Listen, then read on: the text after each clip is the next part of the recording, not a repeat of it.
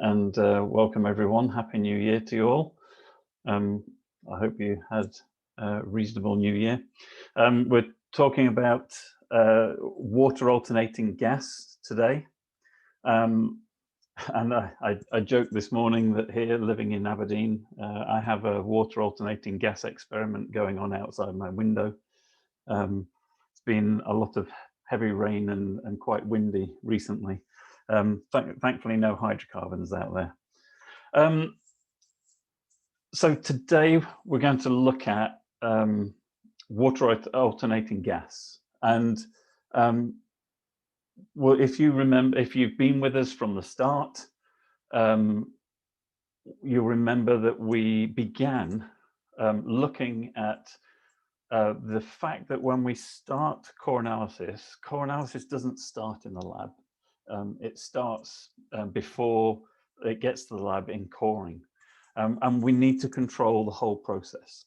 So a lot of I'll touch on different parts of quality control for WAG analysis, some of the important aspects that you might need to consider. I'll then look at two-phase measurements, because within WAG you have immiscible and miscible processes, and it's difficult to get relative permeability from a three-phase experiment. So quite often the relative permeability comes from two-phase measurements, and then using those two-phase systems to develop three-phase relative permeabilities. We'll look at some of the three-phase issues that may be experienced in the lab, and particularly about pressure limitations due to interfacial tension changes.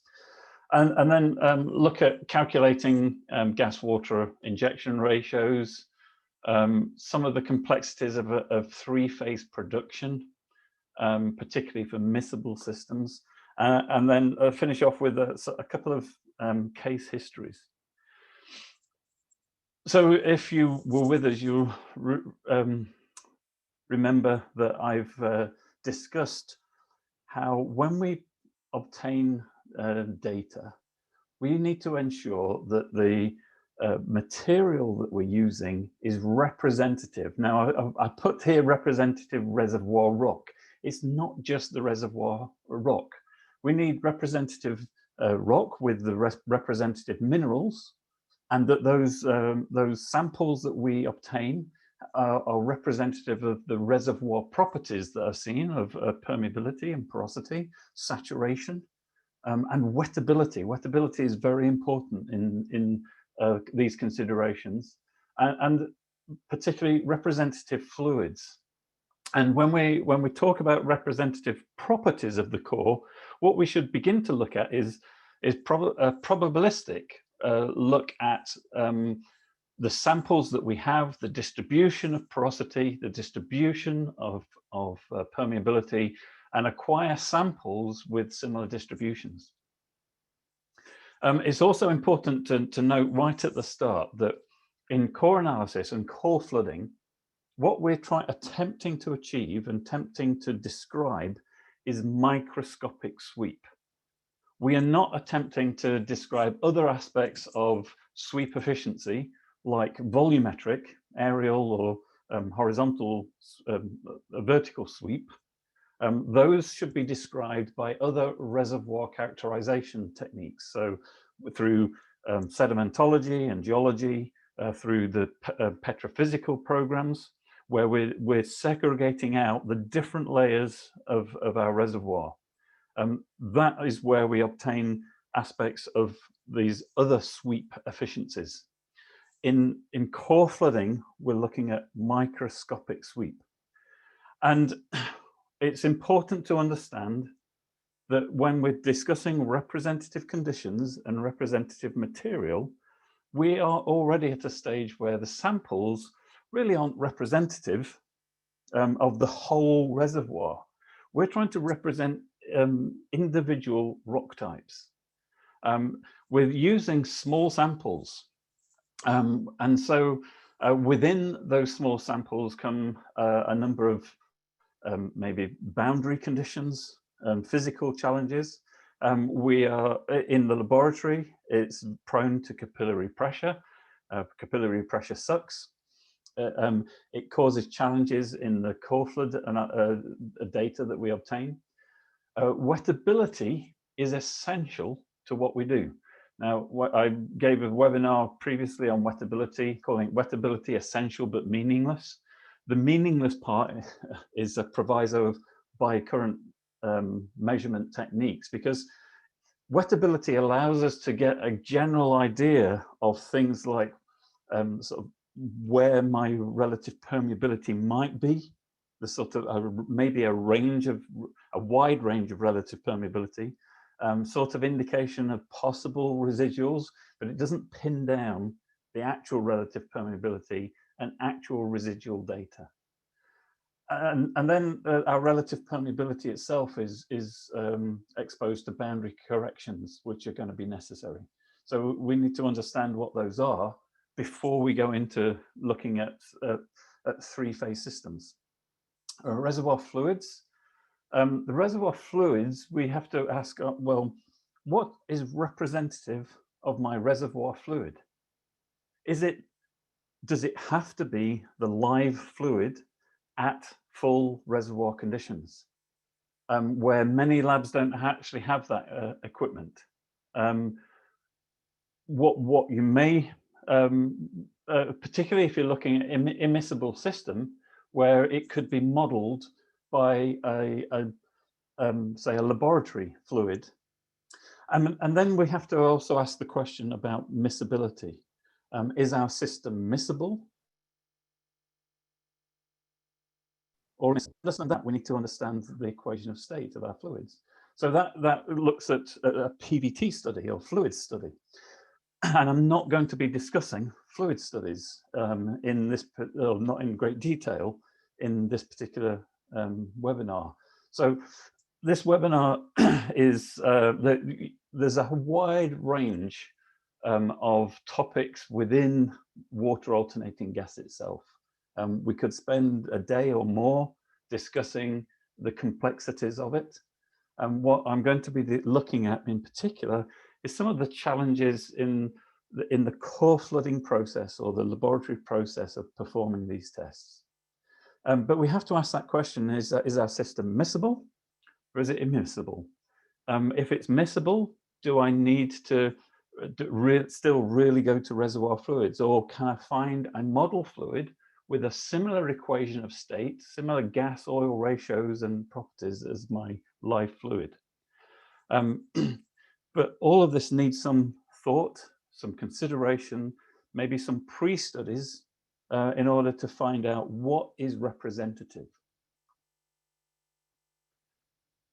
Once we've acquired our sample and we've considered the important layers that we're interested in, the layers that are going to be important to flow in our system, and we've obtained a sample or several samples from that layer, what in core analysis we're looking at and looking for is homogeneous samples.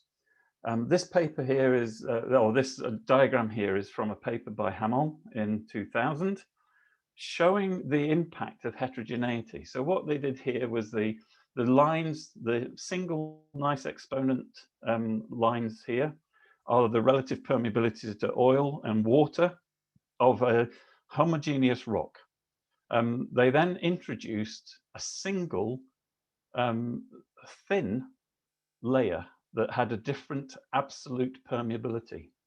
The relative permeability of this layer is the same as the outer layers.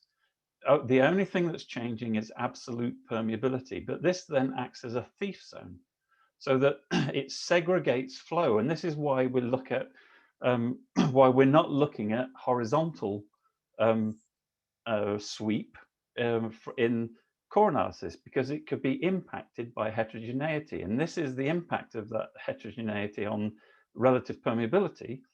The greater the difference of absolute permeability of this thief zone alters a single exponential into these sigmoid style curves. So it's important when we're doing this to look at and control heterogeneities, make sure that we're looking at a homogeneous sample as much as possible, or to understand the heterogeneity overall of our system so that we can model it later. One of the other questions that you're going to face when you want to do water alternating gas is whether to use a composite core or not. Very often in core flooding, we're using single samples. We try and get the sample as long as possible within the confines of a core that has been taken. And cores currently are most often maximum of 4 inches or 10 centimeters in diameter. If you go back 10 years, you would have had a mix of 10 centimeters and 13¼ centimeters, or 13 centimeters. But so the maximum length that we're usually able to get is something like 8 or 9 centimeters. Now, if we're looking at trying to determine saturations within a small sample, and particularly if we're going into miscible systems where the volumes are changing, then we want to try and minimize the error. And one of the ways of doing that is increasing volume. A way to increase the volume of our core sample is to actually build a composite core. So that would come from several core samples placed together in series. And so that increases our volume. Or we may require this composite core because we want to increase our differential pressure. If we're having to use full reservoir conditions with reservoir temperature and reservoir pressure, that has an impact on the viscosity of our fluids.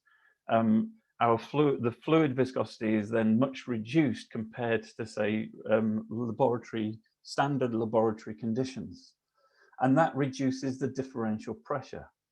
And if it could take it into regions where we have difficulty measuring it accurately, to increase the accuracy, we need to increase the length of the sample or reduce the diameter. So one way of doing that is by building composite cores.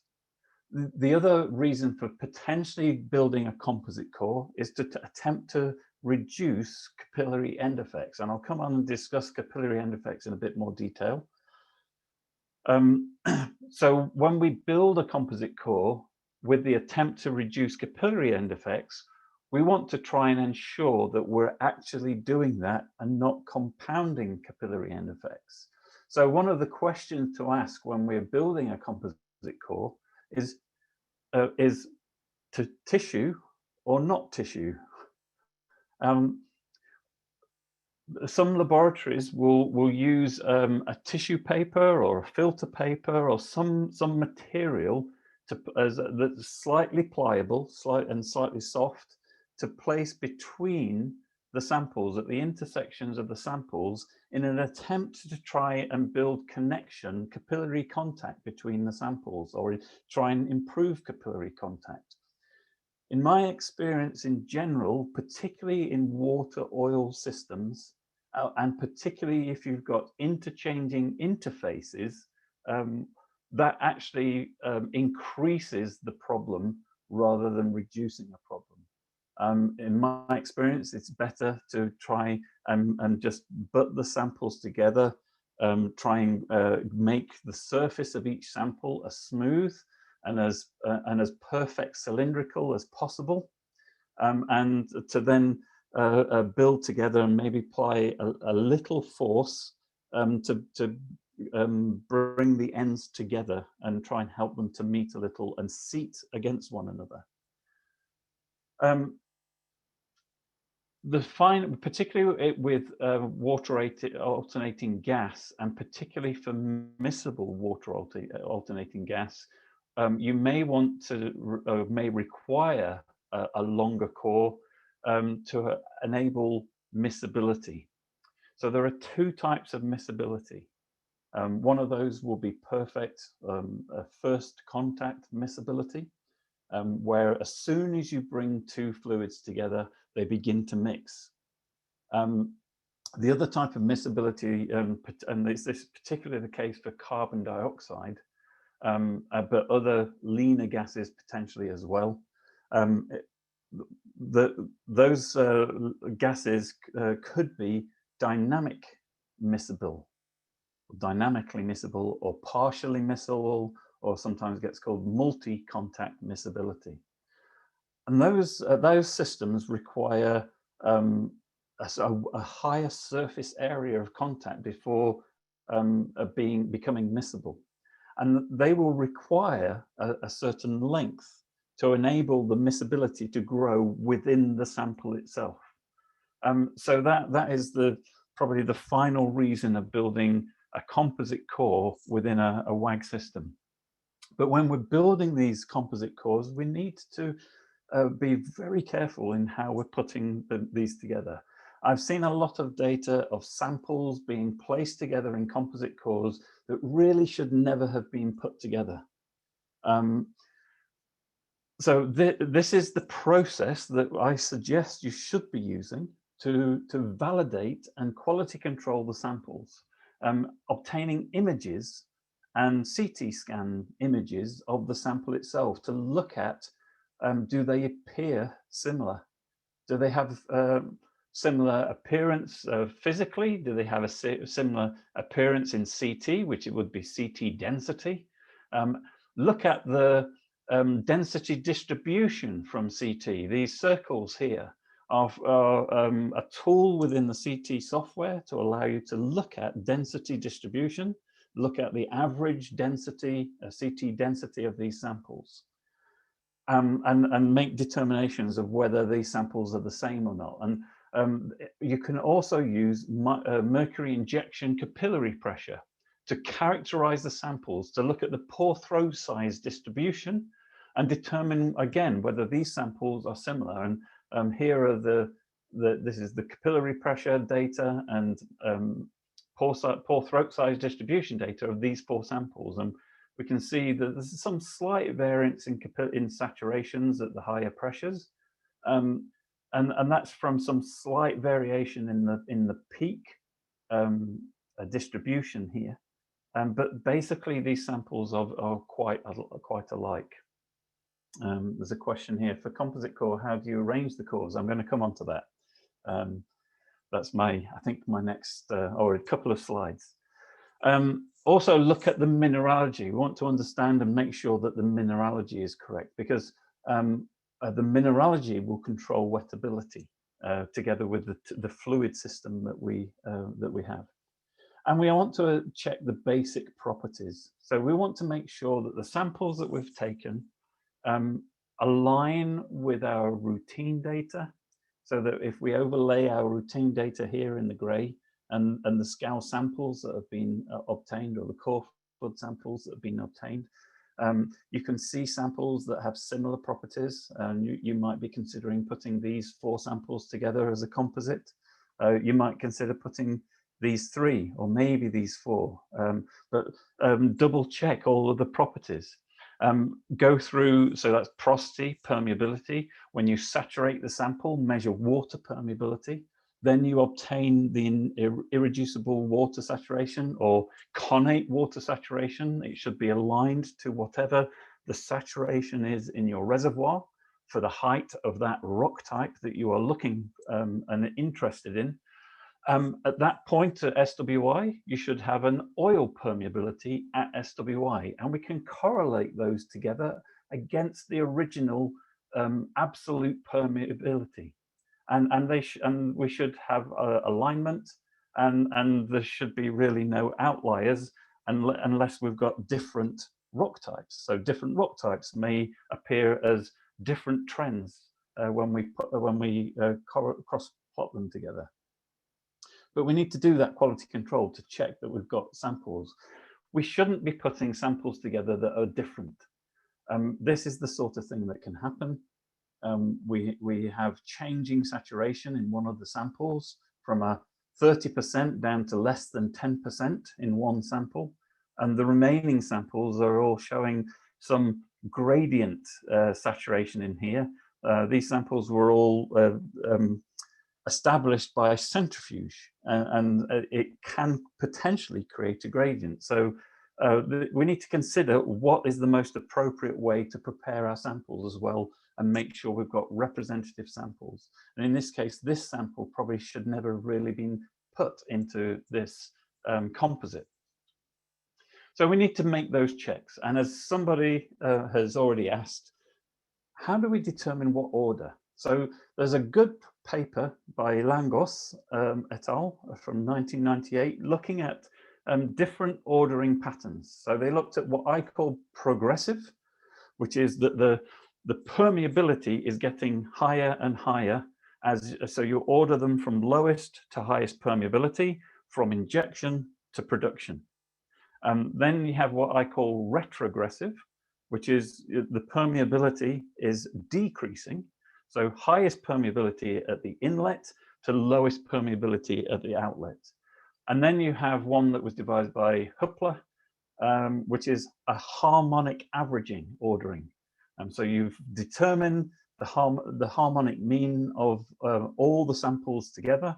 You find then the sample with the closest harmonic mean, or the closest mean pressure, permeability to the harmonic mean, and you place that at the outlet. And then the next sample is the next closest, and so on. And what they found is actually the best approach is to use the retrogressive. And experimentally, I've seen that myself over the years. When I first joined the industry, the thought that most people had and most companies seem to be using was to use the progressive approach, going from lowest to highest, because the thought was, well, I've got the lowest capillary pressure in the highest permeability. So by putting that at the outlet, I might have the lower capillary end effects. But what actually happens is, because this is high permeability, the high permeability has very little pressure drop. And so the lower permeability samples will have the highest pressure drop. And so by performing this is the sort of differential pressure profile you'll see in a progressive ordering. Whilst if you did this in retrogressive, so the gradients of each of these individual samples, the gradient differential pressure is the same. So in this different ordering pattern, this is the differential pressure. And as you can see, differential pressure is higher in many of the earlier samples. And this outer sample is taking most of the differential pressure. And so what we have is a higher displacement force in most of the sample than we see in the progressive. And so that allows for a better sweep efficiency through the sample. Huppler is then somewhere between the two. Often it gives a closer answer to retrogressive than progressive. So actually the preferred method would be this retrogressive stack ordering. In reality, what I would really suggest is that you attempt to have samples that don't require this ordering, that they are basically all the same. How do we do that? How do we get samples that basically all look very similar? Well, the best way is to take a single preserved core section that is homogeneous, and you take several samples from very similar depth, and then go through the process of cleaning, measuring the properties and obtaining the data and checking through all of these things, doing some good characterization and quality control of the samples to put them together. Ivan says, does it make sense to use larger rock samples cut from outcrop instead of trying to compose from small core samples?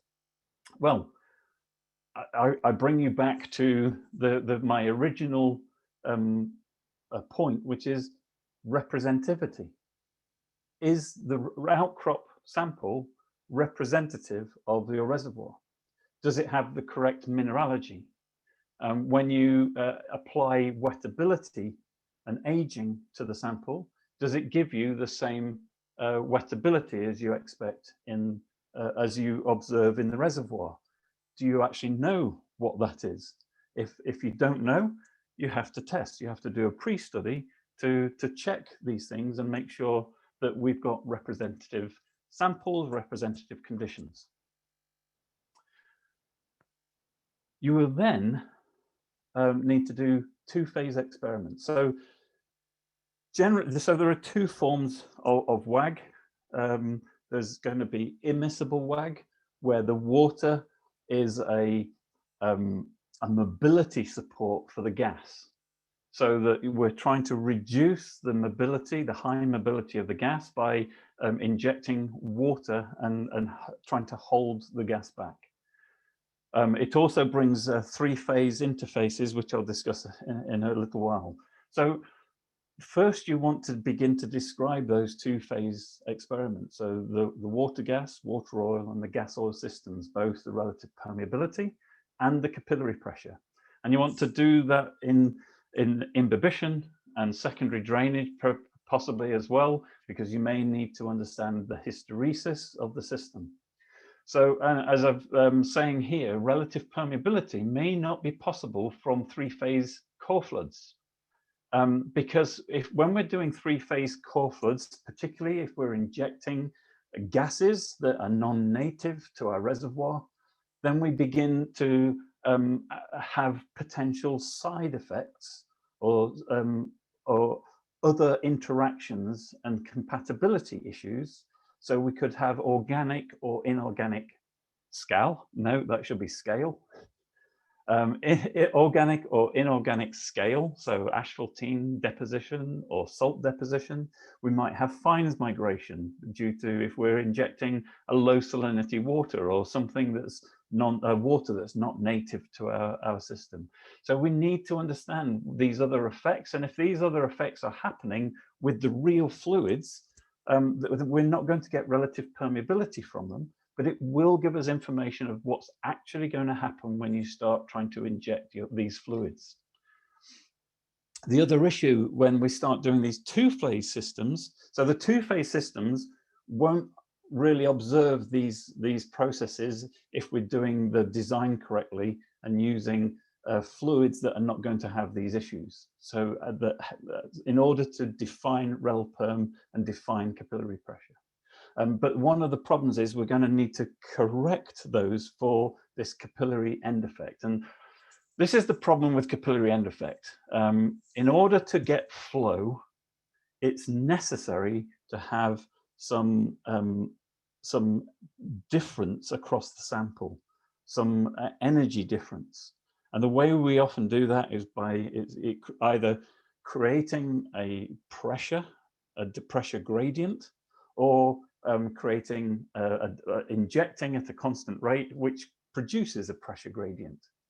In the reservoir, in petrophysical terms, when we talk about pressure gradients, we call them fluid gradients, and it's how our system, our reservoir has got water saturation, the capillary pressure to water saturation curves that we observe.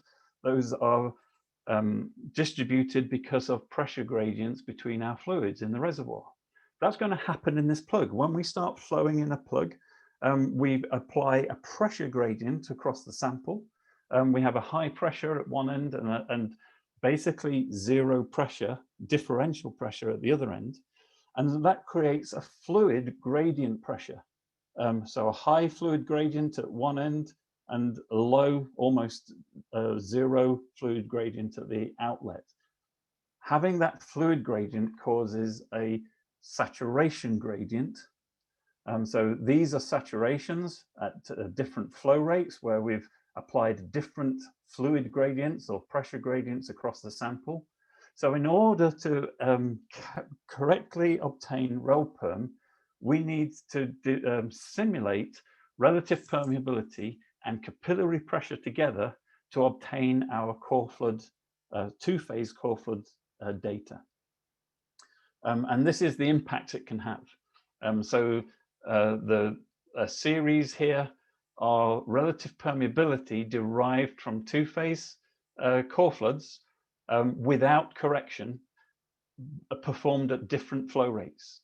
And none of them have quite got the correct relative permeability, which is the solid lines in place, which have been derived by simulation. There's a question from Murtaba, who's asked, is my composite core a kind of sandpack core? Could it be a sandpack or not? Well, that comes back to that composite core was actually a reservoir core material. So from the core that has been taken, we've then taken plugs and then stacked those together. I wouldn't recommend a sandpack. It's not going to, unless you've got a clean reservoir, it's not going to represent your reservoir process. Ugo is also asking for a gas water relative capillary pressure. Does it really make a difference if using nitrogen rather than CO2? It depends on wettability. Generally, it doesn't matter as long as you've got the correct wetting and the correct interfacial tensions, and you can make the corrections for that.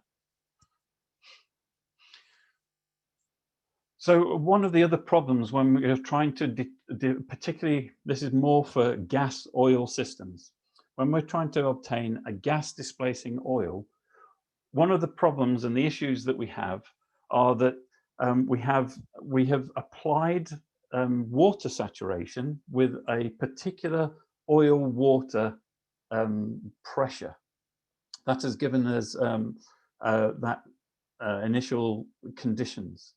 When we then try and perform a gas oil system, there are differences in interfacial tension. And as we deplete the oil in the sample, and as the oil film between the gas and the water gets thinner and thinner, at some points you will have gas-water interfaces as it breaks the oil column.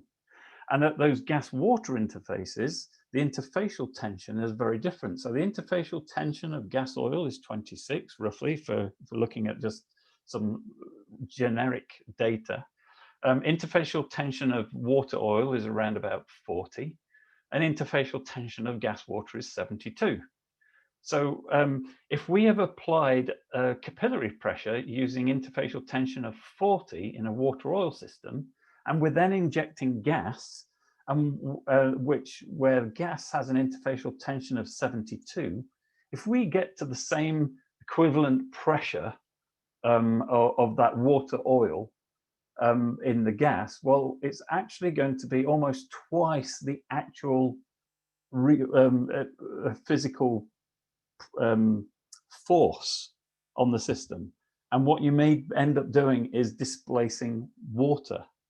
So in a process where we're trying to get gas oil rel perm with immobile water, if we produce water, it makes all of our experiments fail.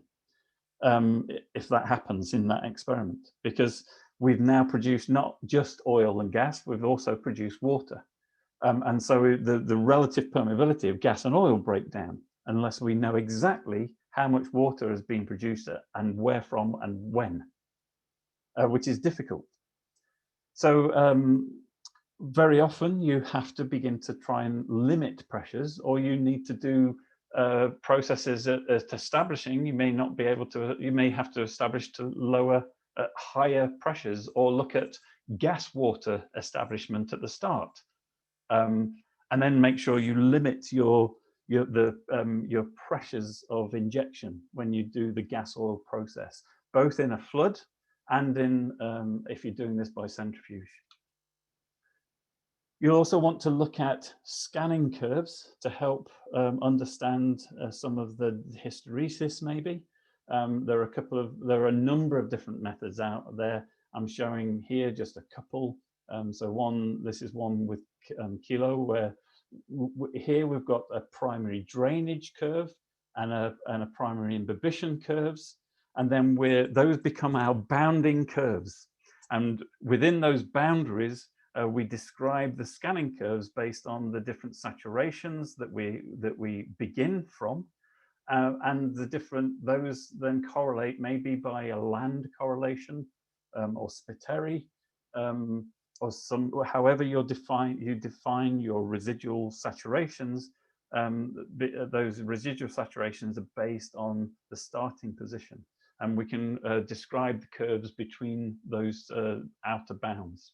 Similarly for capillary pressure, this one was, in this particular case, I was using Masalma to derive them.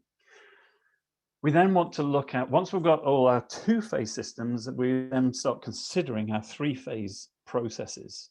And one of the methods, it's not the only methods, but it's the method I probably began with, still as a simple method to go to, is a Stahlcup, where if we're looking at a gas, water, we look at the gas oil process, we look at the water oil process, we find the saturation of the flood front. So from our two-phase rel-perm data, we build the fractional flow curve, these Welge curves.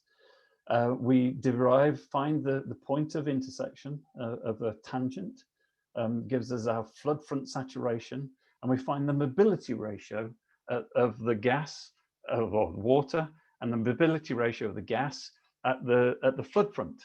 And that in this particular case, that was roughly about 2 to 1. So our gas is moving twice as quickly as the water.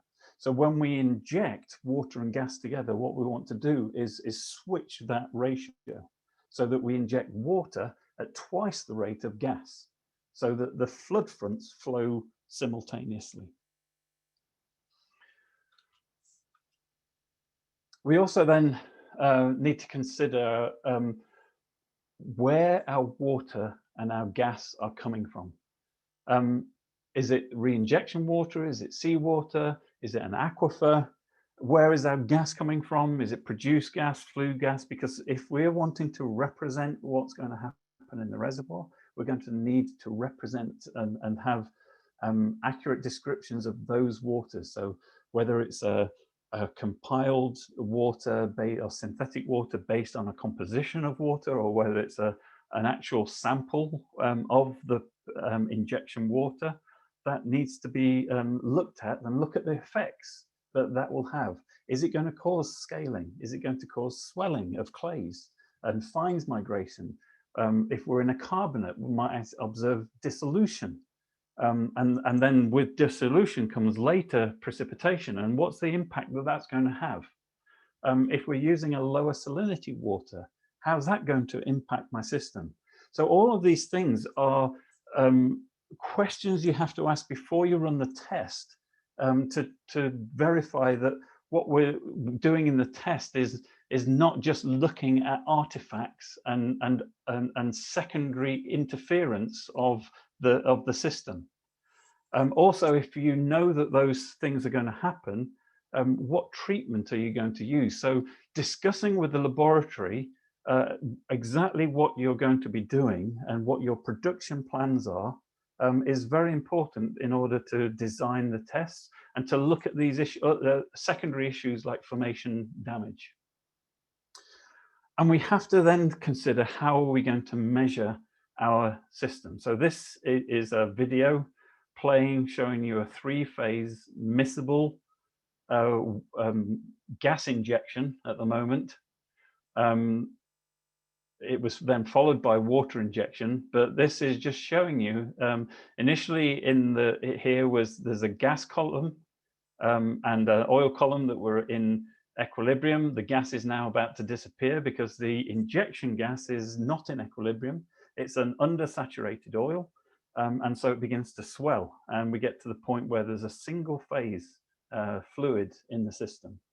Now, this is one of the easiest methods, the simplest methods of measuring a WAG process, is to these volumetrically in a site cell or acoustic separator, and using those for determining saturation. And it's quite an accurate method. We can get down to 0.03 or 0.05 mils. Another method might be in situ monitoring, but you have to be very careful with in situ monitoring. The way this is done is with X-rays, attenuating through the core in one fluid, then filling the core with a second fluid, running again, and determining what those our calibration points are, And by the Lambert-Beer law, I can then determine saturations between these two outer boundaries. However, most commercial labs are only equipped with single energy sources, which can then only really look at two-phase definition. And so if we have three phases moving in, it won't define the three moving phases. For that, you need a dual energy system. However, for some limited immiscible three-phase processes, if one of the phases is immobile, you can make determinations of the other two phases, or you might be able to determine endpoints using this method. However, and for miscible systems, really, no matter what you're using, you will always require quite non-trivial corrections of the miscible process, because as the fluids mix together, that changes the composition. The compositional changes will change the attenuation of the fluids, and so you will have a changing map of attenuation through there that is not relevant to saturation, and so you would need to make corrections for that, and they are not trivial. Because the other thing that you're going to need to do with WAG analysis, particularly miscible WAG, is you'll have to do compositional analysis.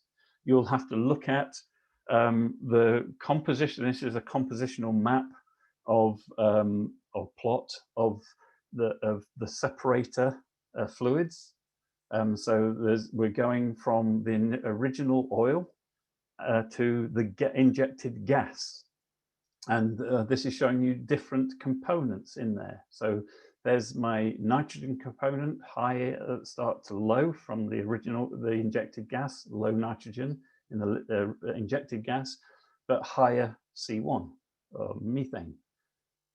And when you're trying to do this is captured either in the separator or if it's flashed down to ambient conditions and separated into the gas and the fluid and done compositional analysis of the separated fluids, you need to understand the mass balance, you need to understand the equation of state, but you also need to understand that this is being collected in a separator or in a system downstream of your sample. Your sample's here.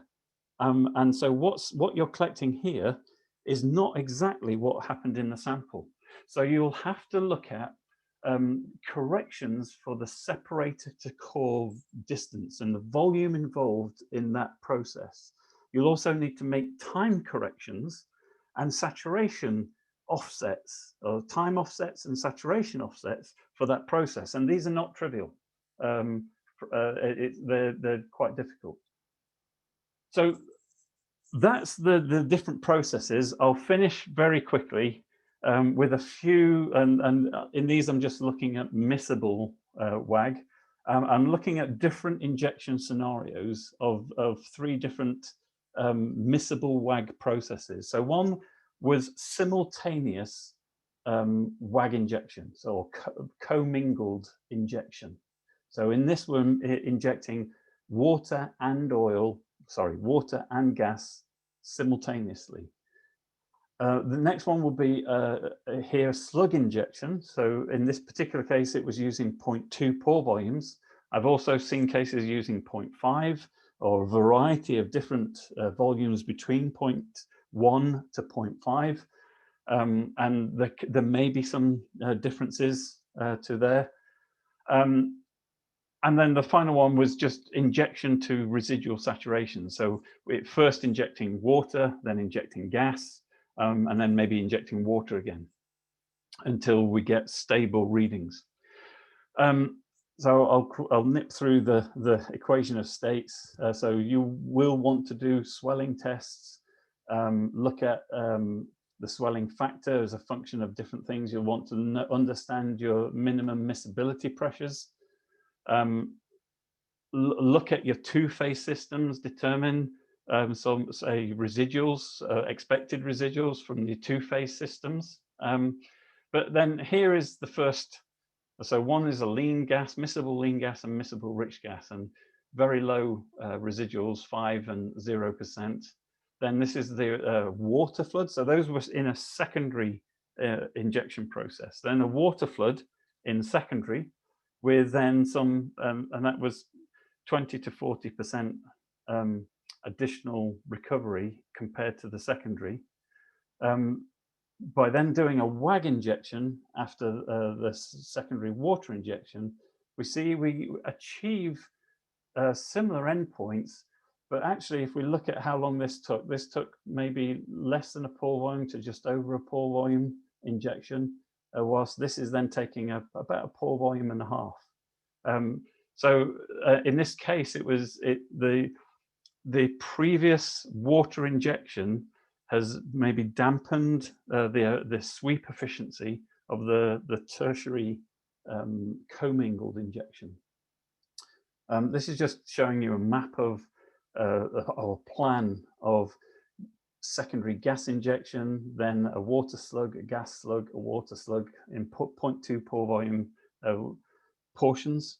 Then a second test was done, a secondary water injection followed by gas water, alternating gas water.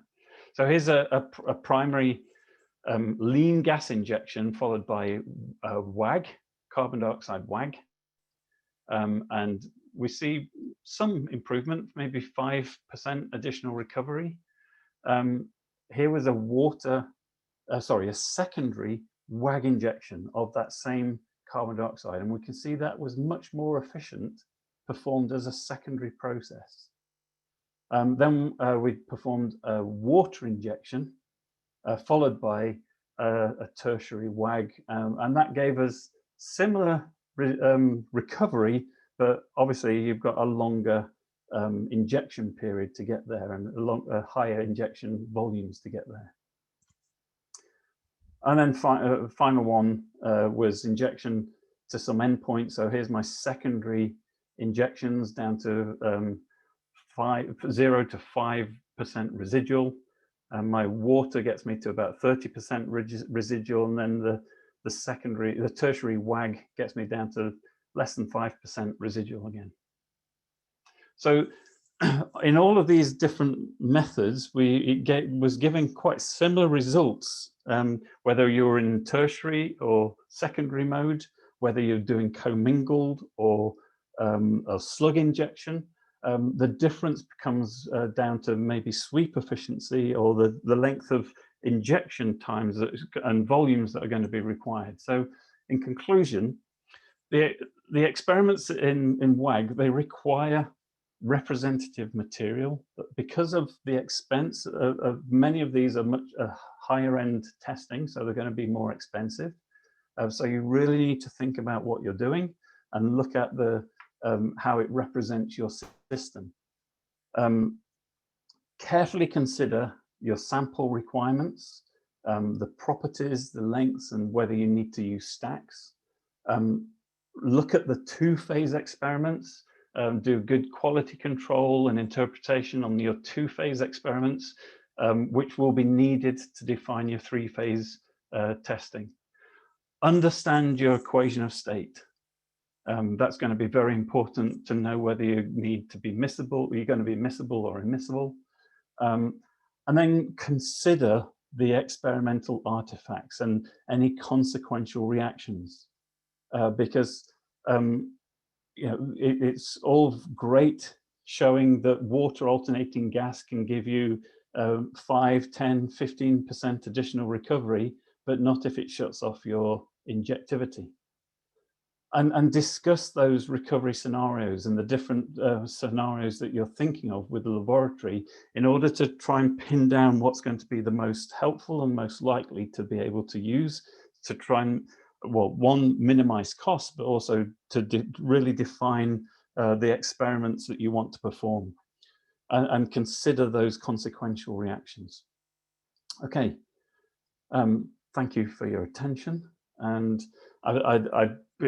because of time, I left some of the questions that people were asking until now. So I'll go through these questions just now. And so Uga is asking, Regarding water compatibility for unconsolidated shaly sandstone, it's even harder to saturate core plugs without causing swelling. We cannot even start scour with such plugs. Do I have any recommendations to what type of brine I would use for those shaly cores? Yes, they become, that's very difficult. You really need to start to have a well-defined water ionic distribution. So a complex brine analysis. It may be if you're getting swelling problems, it's probably because it might be just one or two ions that are being undefined. And so what's happening is there'll be replacement of those, or it might come from the cleaning process. So that in the cleaning process, if we're not careful with cleaning, we remove the hydroxyl groups that are interlayer water in some of the clay layers. And then by removing those hydroxyl groups, we then when we resaturate, we then start replacing them, potentially with incorrect or an imbalance. So either it's going to be some minor ion that's the problem, or it's the cleaning and drying process. So you might want to consider not drying samples and saturating samples by a miscible saturation process, or look at doing native state testing, which that then opens up a whole different area of considerations of, can I use native state samples or not? Is the wettability correct, etc. Machaba says X-ray is better than, is X-ray better or gamma ray, or no difference? The difference between X-ray and gamma, X-rays are basically a source which will only emit the X-rays once an energy is applied to it. And it has quite a wide energy variance with maybe a couple of peaks. Whilst gamma is a natural radiation source of gamma rays. And it has a very unique defined peak. So both have advantages and disadvantages. So the X-rays, because they have a wider frequency distribution, have a slightly higher potential error. You need to be careful with which energy windows you're looking at, but they're quicker. You get higher count rates very, very rapidly. Whilst gamma is a nice unique peak, but it takes longer to take the measurements. But ultimately, really, there's not a lot of difference between the two.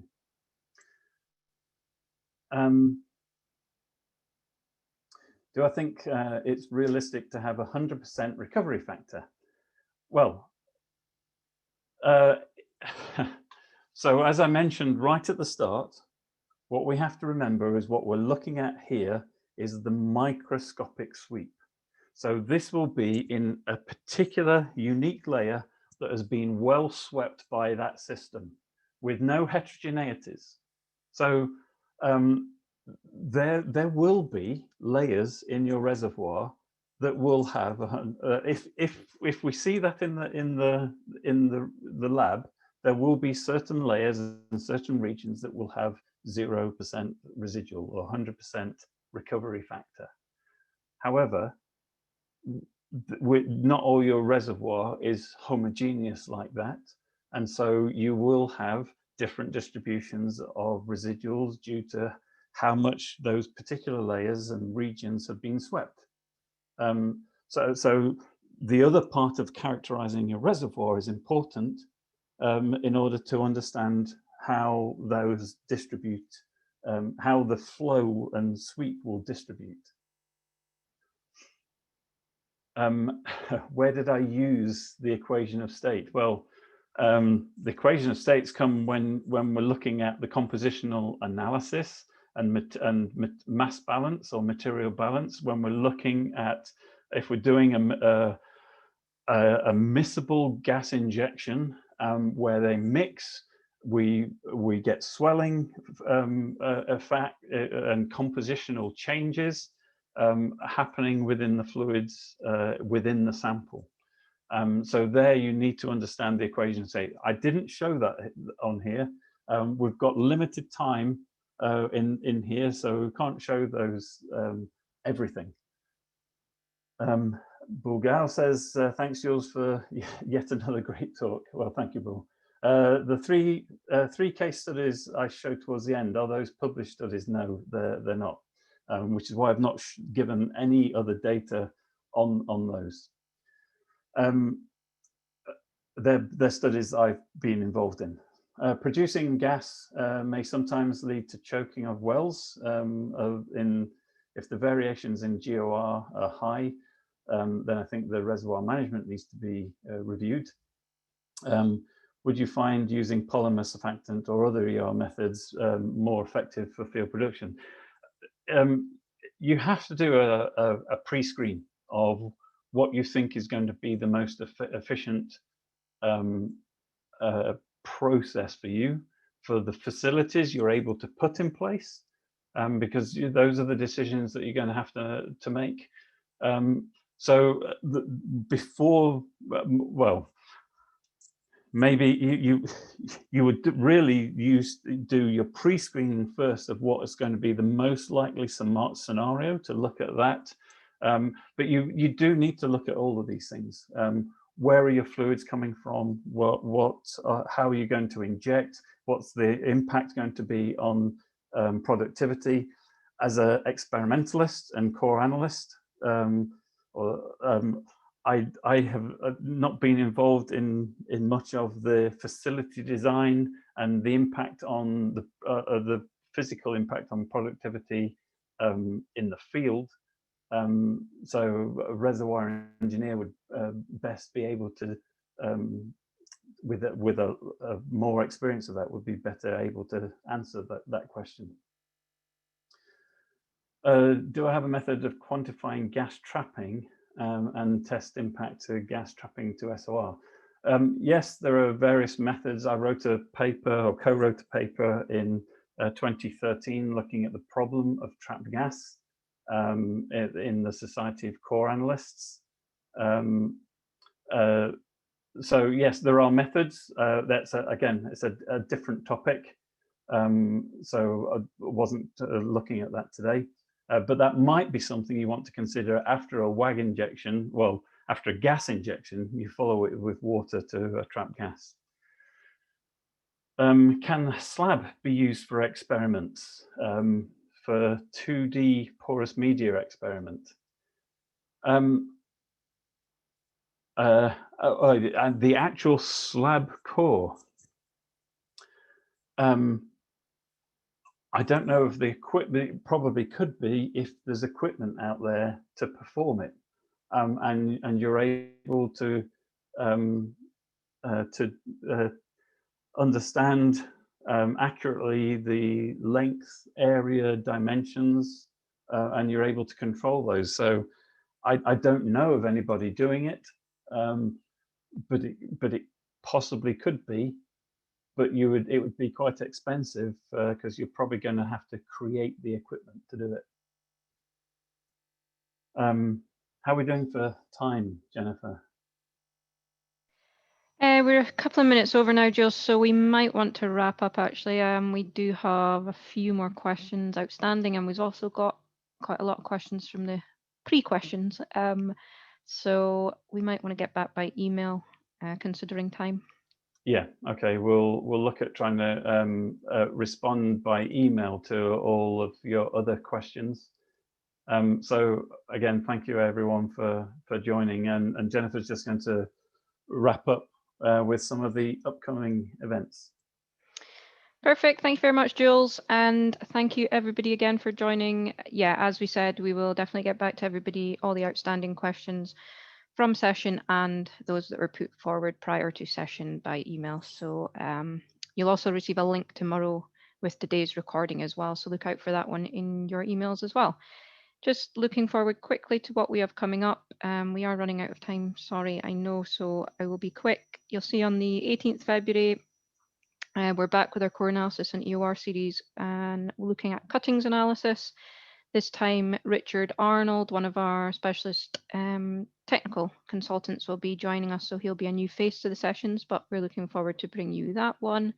Then on the 18th of March, Justin Green is back, who a lot of you may know from our formation damage series, and he will be looking at organic and inorganic scale.